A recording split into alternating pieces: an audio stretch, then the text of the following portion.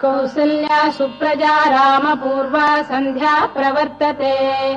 उत्तिष्ठ नरशार्दूल कर्तव्यम् दैवमाह्निकम् कौसल्या सुप्रजा रामपूर्वा सन्ध्या प्रवर्तते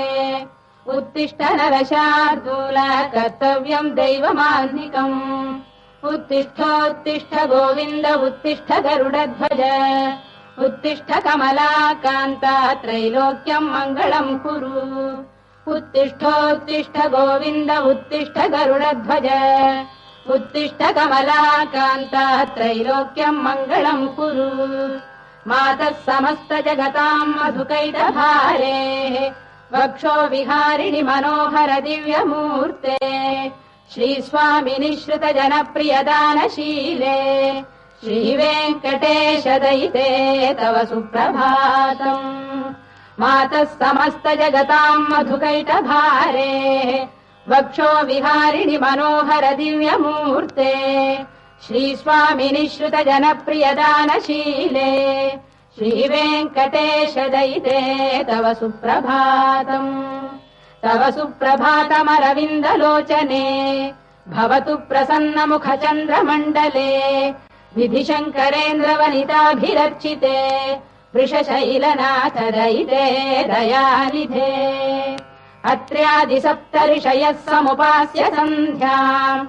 आकाशसिन्धुकमलानि मनोहराणि आदाय पादयुगमर्चयितुम् प्रपन्नाः शेषाद्रिशेखर विभो तव सुप्रभातम् पञ्चाननाब्ज भव षण्मुखवासवाद्याः त्रैविक्रमादिचरितम् विबुधास्तुवन्ति भाषापतिः पठति वासरशुद्धिमारात् शेषाद्रिशेखर विभो तव सुप्रभातम् ईषत्प्रफुल्ल सरसीरुहनारिकेल पूगद्रुमादिसुमनोहर पालिकानाम् आवाति मन्दमनिलः सह दिव्यगन्धैः शेषाद्रिशेखर विभो तव सुप्रभातम् उन्मील्य नेत्रयुगमुत्तम पञ्जरस्थाः पात्रावशिष्ट कदलीफलपायसानि भुक्त्वा सलीलमथ केलिशुकाः पठन्ति शेषाद्रिशेखर विभो तव सुप्रभातम् तन्त्री प्रगर्ष मधुरस्वनया विपञ्च गायत्यनन्दचरितम् तव नारदोऽपि भाषा समग्रमसहृत्करचार रम्यम् शेषाद्रिशेखर विभो तव सुप्रभातम्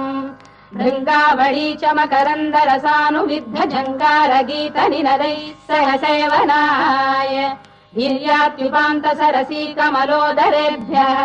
शेषाद्रिशेखर विभो तव सुप्रभातम् योषा गणेन वरदध्नि विमथ्यमाने